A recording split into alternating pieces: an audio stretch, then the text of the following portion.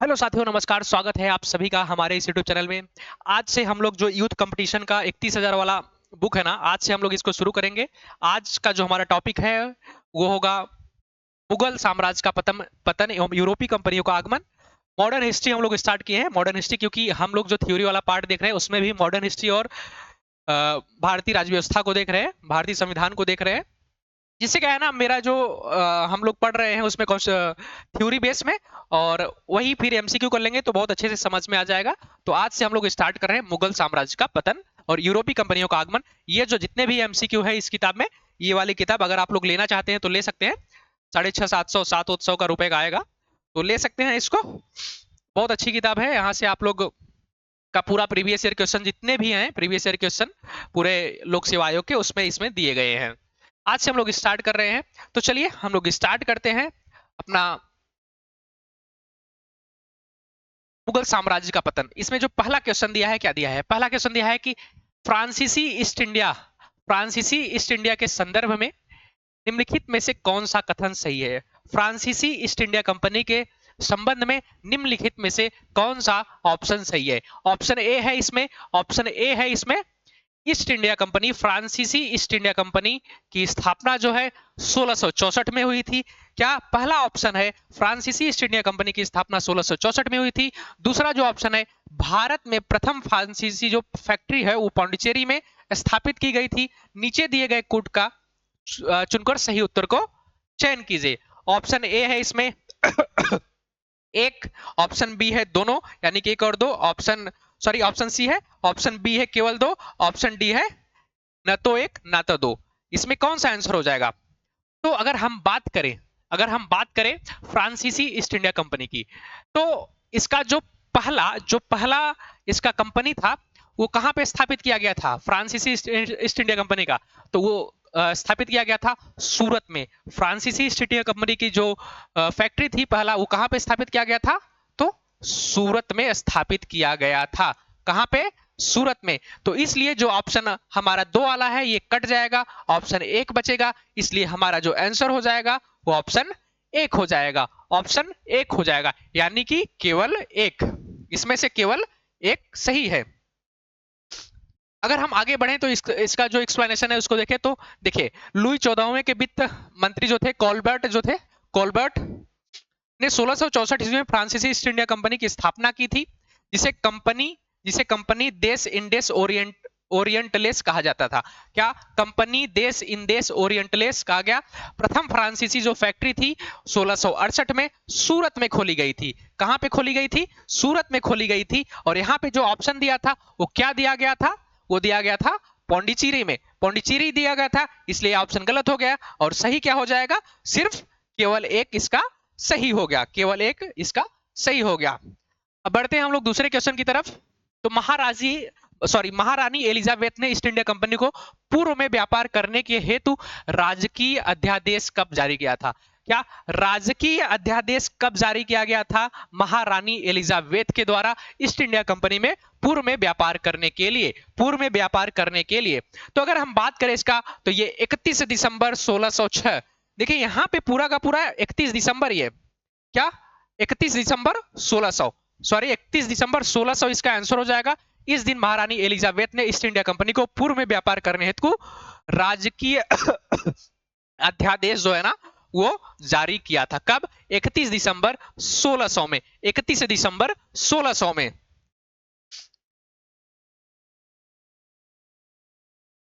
Option C इसका है, देख लीजिए। महारानी एलिजाबेथ ने ईस्ट इंडिया कंपनी को पूर्व में व्यापार करने हेतु राजकीय अध्यादेश 31 दिसंबर 1600 को जारी किया था।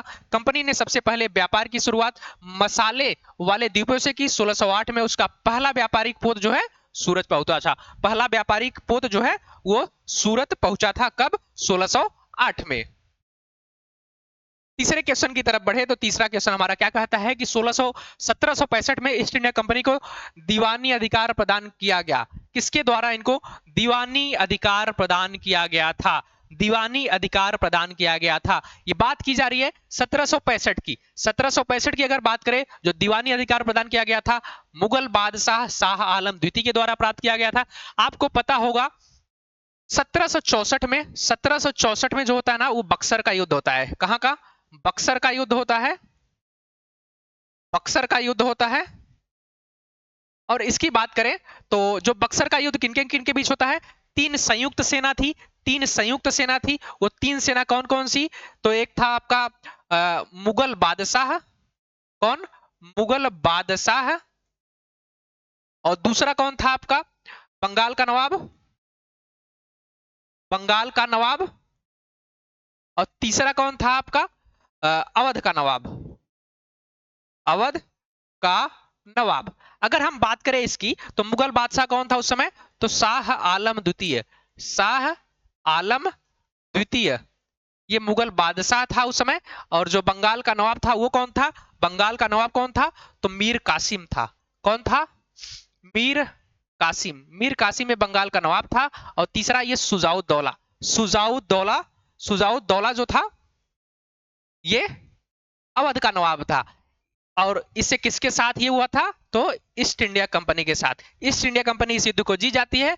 और यहाँ पे दो संधि होती है, दो संधि कौन कौन सी संधि होती है, तो एक इलाहाबाद की प्रथम संधि होती है, क्या, इलाहाबाद की प्रथम संधि, प्रथम, देखिए इलाहाबाद बाद की प्रथम संधि जो होती है किसके बीच होती है, तो मुगल बादशाह, मुगल बादशाह और ईस्ट इंडिया कंपनी के बीच। ये कब होता है, तो 12 अगस्त को, 12 अगस्त 1765। और एक इलाहाबाद की द्वितीय संधि होती है, याद रखिएगा, इलाहाबाद की द्वितीय संधि होती है। ये किसके बीच में होता है, अवध के नवाब, अवध के नवाब प्लस ईआईसी के बीच में, ईस्ट इंडिया कंपनी के बीच में। ये कब होता है, 16 अगस्त को। ये कब होता है, 16 अगस्त के होता है। उस समय मुगल बादशाह कौन था, तो शाह आलम द्वितीय थे। और उस समय अवध का नवाब कौन था, तो सुजाउद्दौला थे। इसलिए इसका आंसर क्या हो जाएगा, मुगल बादशाह शाह आलम द्वितीय, मुगल बादशाह शाह आलम द्वितीय। ये इसका अगर बात करें, देखिए यहाँ पे ऑप्शन डी लिखा है, इलाहाबाद की प्रथम संधि 12 अगस्त 1765, इसको मैंने बता दिया आपको। इस संधि द्वारा मुगल सम्राट शाह आलम द्वितीय ने बंगाल, बिहार और उड़ीसा, बंगाल, बिहार और उड़ीसा की दीवानी कंपनी को दे दिया। इलाहाबाद की दूसरी संधि जो होती है 16 अगस्त 1765 में होती है, अवध के नवाब सुजाउद्दौला और क्लाइव के बीच होता है। उस समय क्लाइव जो था यहाँ बंगाल का गवर्नर बन के आया था दोबारा। क्लाइव जो था बंगाल का गवर्नर बन के आया था यहाँ पे दोबारा, कब, 1765 में, 1765 से 67 के बीच में ये यहाँ का नवाब था। इसके पहले एक बार और ये था, वो कब था, 1757 से 1760 के बीच में था। उस समय प्लासी का युद्ध हुआ था, उस समय क्या हुआ था, प्लासी का युद्ध हुआ था। अगले क्वेश्चन की तरफ बढ़े तो हमारा जो अगला क्वेश्चन है 4 नंबर का, क्या, चौथे नंबर का जो क्वेश्चन है हमारा वो है, भारत में प्रथम पुर्तगाली गवर्नर कौन था, भारत में प्रथम पुर्तगाली गवर्नर कौन था। इसमें ऑप्शन दिया है Almeida, Albuquerque, Pedro Cabral, Vasco da Gama. Vasco da Gama ये जो थे प्रथम जो कि भारत आने वाले व्यक्ति थे पुर्तगाल के, 1498 में ये भारत आते हैं। ये प्रथम गवर्नर पूछा है, तो प्रथम गवर्नर कौन हो जाएगा, तो प्रथम गवर्नर हो जाएंगे अल्मीडा। कौन हो जाएगा, अल्मीडा भारत में प्रथम पुर्तगाली गवर्नर थे। कौन था, अल्मीडा भारत में प्रथम पुर्तगाली गवर्नर था। भारत में व्यापार करने के उद्देश्य से, भारत में व्यापार करने के उद्देश्य से आने वाली यूरोपीय कंपनियों में प्रथम जो थे वो पुर्तगाली थे। 1498 में वास्को डी गामा जो है ना वो भारत पहुंचता है। वास्को डी गामा भारत पहुंचने वाला पहला पुर्तगीज था। भारत में प्रथम पुर्तगाली गवर्नर जो था फ्रांसिसो डी अल्मीडा। कौन था, फ्रांसिसो डी अल्मीडा। 1505 से लेकर 1509 के बीच में रहता है, 1505 से लेकर 1509 के बीच में रहता है। फिर पेड्रो कोब्राल जो था वो 1500 में भारत आने वाला दूसरा पुर्तगाली यात्री था। जो भारत में आने वाला दूसरा यात्री कौन था, पेड्रो केब्राल। ओके, ये भी पुर्तगाल का ही था। पहला कौन आया था, तो वो आया था Vasco da Gama. Vasco da gamma आया था, वो 1498 में आया था। और ये कब आया, 1500 में आया था। ये दूसरा पुर्तगाली यात्री था। अल्बुकर्क को 1509 में भारत में पुर्तगाली साम्राज्य का गवर्नर नियुक्त किया गया। किसको, अल्बुकर्क को 1509 में भारत में पुर्तगाली साम्राज्य का गवर्नर नियुक्त किया गया। किसको, अल्बुकर्क को। ये 1509 से लेकर 1515 तक ये था। इसे इसे वास्तविक संस्थापक माना जाता है। इसे पुर्तगाल का वास्तविक संस्थापक माना जाता है भारत में। वास्तविक संस्थापक, वास्तविक संस्थापक इसको माना जाता है। किसको? अल्बुकर्क को। किसको? अल्बुकर्क को। और पहला गवर्नर पूछा तो कौन था पहला गवर्नर? तो अल्मीडा थे, जो 1505 से 1509 के बीच में ये गवर्नर थे। अगले क्वेश्चन की तरफ बढ़े तो अगला क्वेश्चन हमारा है 5वें नंबर का, मुगल साम्राज्य के पतन के लिए जागीर संकट।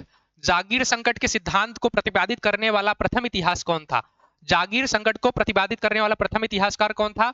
तो प्रथम इतिहासकार थे सतीश चंद्र। कौन था प्रथम इतिहासकार? सतीश चंद्र। कौन था? सतीश चंद्र जो थे वो प्रथम इतिहासकार थे जागीर संकट के सिद्धांत को प्रतिपादित करने वाला। Option D. अगर बात करें मुगल बादशाह इसके एक्सप्लेनेशन की, तो मुगल साम्राज्य के पतन के लिए जागीर संकट, क्या जागीर संकट के सिद्धांत को प्रतिपादित करने वाला प्रथम इतिहासकार जो थे वो सतीश चंद्र थे। कौन था? सतीश चंद्र। इतिहासकार सतीश चंद्र के अनुसार मुगल साम्राज्य के विघटन की जड़ें उस मध्ययुगीन अर्थव्यवस्था में मिलती है जिनमें व्यापार, उद्योग तथा वैज्ञानिक विकास की गतिहीनता थी। बढ़ते हुए वित्तीय संकट में जिसने जागीरदार संकट का रूप धारण कर लिया और जिसका राज्य के प्रत्येक क्षेत्र में प्रभाव स्पष्ट था, मुगल साम्राज्य के पतन का मुख्य कारण बना। जागीरदारी प्रथा की नींव अकबर के शासन में रखी गई थी। कब? अकबर के शासन काल में पड़ी थी। जागीरदार वे मनसबदार होते थे जिन्हें नगद वेतन के बदले जमादानी यानी अनुमानित आय के आधार पर कुछ राजस्व क्षेत्र दिए जाते थे, जिन्हें जागीर कहा जाता था। क्या है? जिन्हें नगद वेतन के स्थान पर, जिन्हें नगद वेतन के बदले जमादानी यानी अनुमानित आय के आधार पर कुछ राजस्व क्षेत्र दे दिया जाता था, कुछ भूमि दे जाती थी, जहां से ये अपना कर इकट्ठा करके अपना जो है कि वेतन लेते थे। एक तरह से ये वेतन लेते थे, कुछ स्थान दे दिया जाता था। इसकी शुरुआत कब हुई थी? तो अकबर के समय में हुई थी। आपको लोगों को पता होगा कि मुगल काल में बहुत सारी चीजें जैसे कि वैज्ञानिक आविष्कार, उद्योग, ये सब ठप पड़ गए थे। आपको अगर पता होगा तो प्राचीन इतिहास में भारत में वैज्ञानिक खोजें बहुत हुई, बहुत सारी वैज्ञानिक खोजें हुई। यहाँ पे गणित के क्षेत्र में, विज्ञान के क्षेत्र में भारत ने अत्यंत प्रगति हासिल किया था। बट ये मध्यकाल में जाके ये शांत अवस्था में चला गया, सुसुप्त अवस्था में चला गया, ये ठंडे बस्ते में चला गया, जिसके कारण ये कौन बोलता है? सतीश चंद्र बोलते हैं। यही कारण था कि उसके मुगल साम्राज्य के पतन का, यही कारण था मुगल साम्राज्य के पतन का। अब अगले क्वेश्चन की तरफ बढ़ते हैं। अगला क्वेश्चन है हमारा, निम्नलिखित में से किस मुगल साम्राज्य ने राजा राम मोहन राय को अपने दूत के रूप में लंदन भेजा था? ब्रिटेन या लंदन भेजा था। तो ये कौन था? तो अकबर द्वितीय। अकबर द्वितीय ने इनको कहां पे भेजा था? लंदन भेजा था। अकबर द्वितीय ने ही इनको राजा की उपाधि प्रदान किया था। राजा की उपाधि प्रदान किया था किसने? अकबर द्वितीय ने प्रदान किया था। अब अगले क्वेश्चन की तरफ बढ़े तो अगला इसका अगर एक्सप्लेनेशन देखें तो मुगल सम्राट अकबर द्वितीय, इसको अकबर शाह ने सन 1830 में राजा राम मोहन राय को अपने दूत के रूप में ब्रिटिश सम्राट विलियम चतुर्थ के दरबार में लंदन भेजा था। यह शाह आलम द्वितीय का पुत्र, कौन? जो अकबर द्वितीय था, यह शाह आलम द्वितीय का पुत्र एवं अंग्रेजों का पेंशनर था। राजा राम मोहन राय ने 1803 से 14 ईस्वी तक ईस्ट इंडिया कंपनी के अधीन कार्य भी किया था। इंग्लैंड में राजा राम मोहन राय ब्रिटिश सरकार के समक्ष मुगल बादशाह को दी जाने वाली पेंशन की अपर्याप्त राशि के संदर्भ में अपना पक्ष प्रस्तुत करने गए थे। 27 सितंबर 1833 में ब्रिस्टल इंग्लैंड में ही इनका देहांत हो गया। अकबर द्वितीय ने ही राम मोहन राय को राजा की उपाधि प्रदान किया था। ब्रिस्टल इंग्लैंड में राजा राम मोहन की मृत्यु हो जाती है। कब? 27 सितंबर 1833 के। जो अकबर द्वितीय थे, इन्होंने किस लिए भेजा था इनको? जो उनको आय दिया जाता था वो आय उनके हिसाब से कम था, उसी को बढ़ाने के उनके पक्ष को लेकर ये राजा राम मोहन कहां पे गए थे? लंदन गए थे। ये था हमारा क्वेश्चन नंबर 6 था। अगले क्वेश्चन की तरफ बढ़े तो निम्नलिखित कथनों में से कौन बहादुर शाह जफर के बारे में सही नहीं है? बहादुर शाह जफर के बारे में सही नहीं है। ध्यान दीजिएगा। पता है आप लोग ये जो नहीं वाला शब्द रहता है ना, उसको जरूर देखा करिए कि क्वेश्चन पूछा क्या है।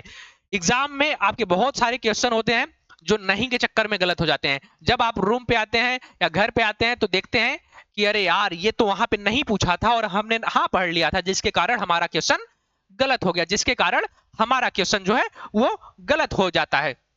इसमें पूछा है नहीं, तो वह बिना साम्राज्य का सम्राट था। ये पूछा है कि बहादुर शाह जफर के बारे में सही नहीं है। वह बिना साम्राज्य का सम्राट था। इब्राहिम जौक और असदुल्ला खां गालिब उसके कविता के शिक्षक थे। हसन अस्करी उसके आध्यात्मिक निर्देशक थे। वह 1 लाख रुपए से कम प्रतिमाह ईस्ट इंडिया कंपनी से पेंशन के रूप में प्राप्त करता था। वह 1 लाख रुपए से कम प्रतिमाह ईस्ट इंडिया कंपनी के रूप में पेंशन के रूप में प्राप्त करता था। बहादुर शाह जफर की बात की जा रही है। बहादुर शाह जफर, बहादुर शाह जफर। तो इसका आंसर हो जाएगा डी। वह 1 लाख रुपए से कम प्रतिमाह ईस्ट इंडिया कंपनी से पेंशन के रूप में प्राप्त करता था।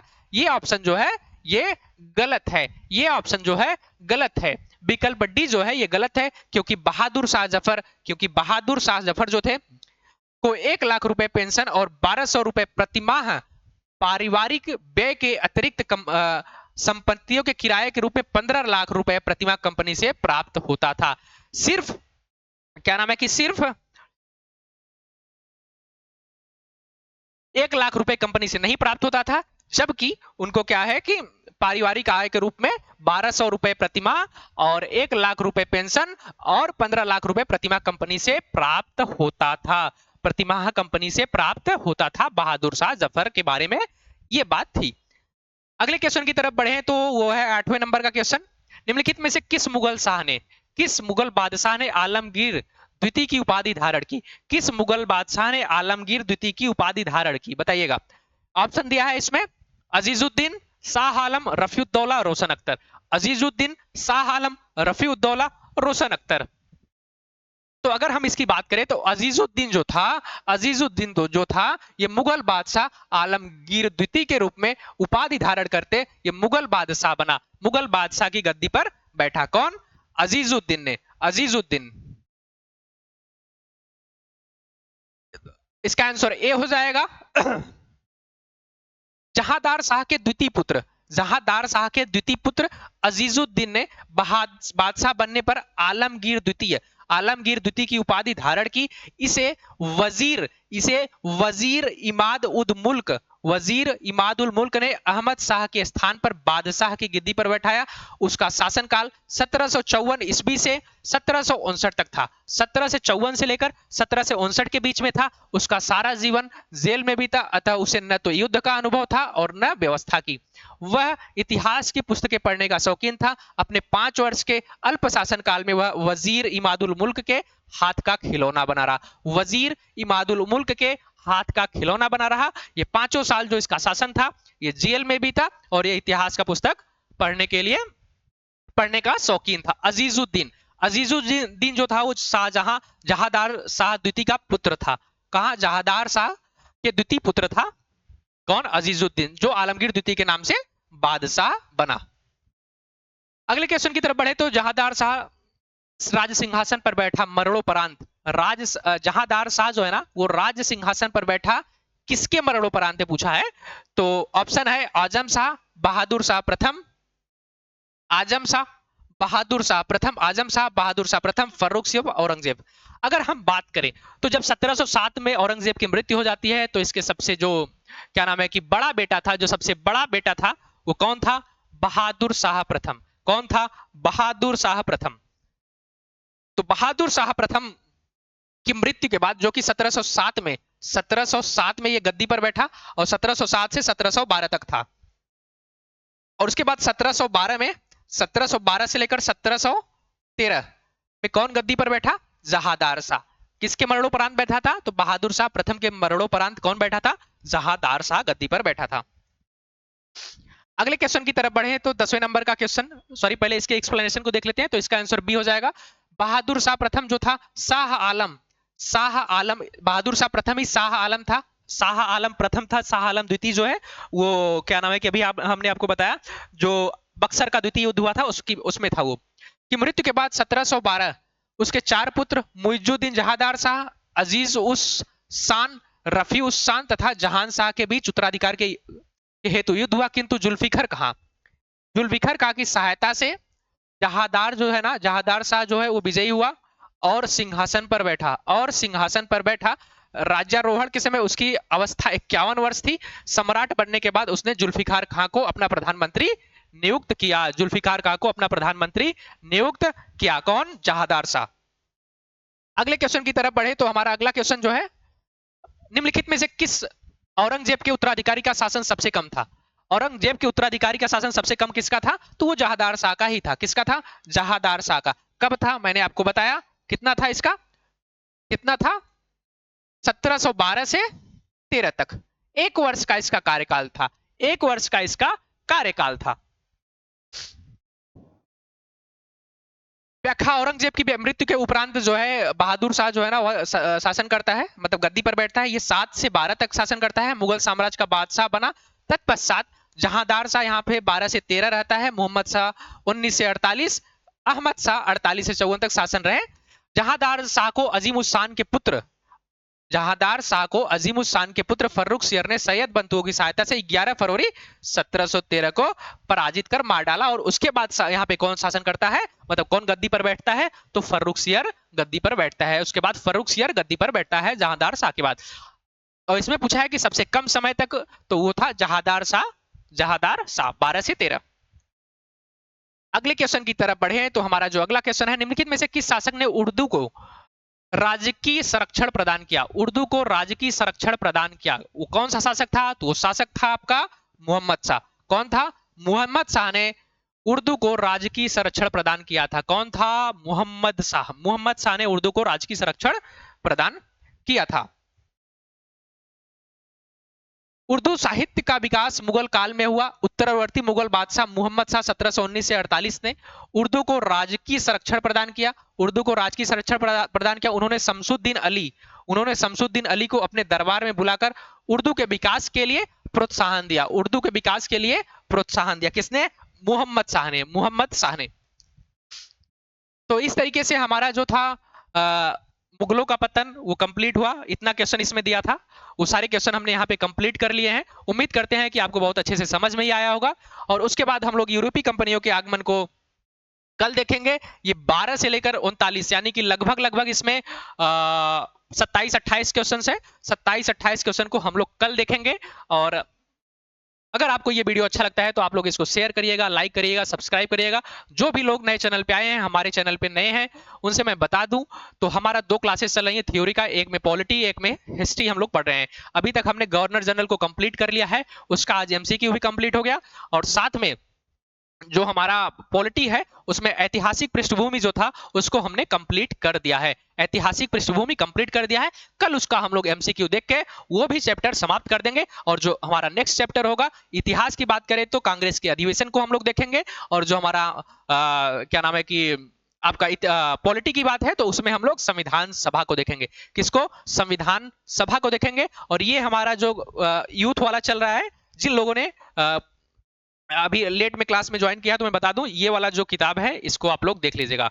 यही वाली किताब से मैं करवा रहा हूं। ये 31,000 क्वेश्चन है इसमें। कितने? 31,000 क्वेश्चन है इसमें। 31,000 क्वेश्चन है, इसी को हम लोग यहाँ पे देख रहे हैं। चलिए क्लास को अब हम लोग यहीं पे एंड करते हैं। मिलते हैं आप लोगों से अगली क्लास में। तब तक के लिए धन्यवाद। जय हिंद।